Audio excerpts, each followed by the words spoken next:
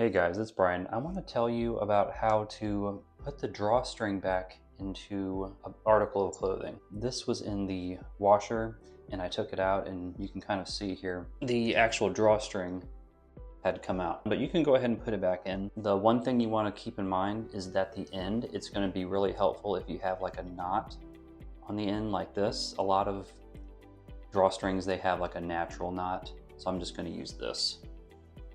So this happens sometimes. Sometimes you can avoid it if the agitator is not new or broken, but maybe this was just kind of already out. But I'm going to try to bring it close here. So what I'm going to do is take this knot. I'm just going to put it in here. You can see I've got that first knot in, and I'm just going to kind of slowly move it in here like that. So I've got the knot in. It's actually over here in my finger, and I'm just going to kind of take this and move it with my finger, and you can see now it's already over here. So I've got it started, and what I'm going to do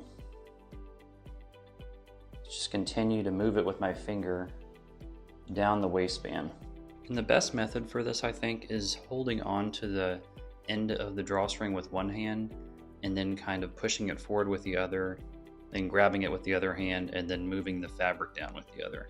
You'll kind of get into a groove after a little bit. And this only took me about 5 minutes to advance it all the way down to the original end where the other end of the drawstring was. And now I'm getting very close here. As you can see, this is where I came and started, and I've got the knot around here. So what you're going to do is just work it kind of through the hole here. And we're starting to get it here. I feel something. All right. And we've got it through the hole here. Of course, we're going to pull it more through, and we'll even them out here so each side is equal. So this hopefully won't happen again. If you need any tips as far as like zippers, or if zippers are getting stuck on you, go ahead and check out this video here, and I give a few tips as far as how to unstick zippers and fixing some issues with zippers that you might have at home.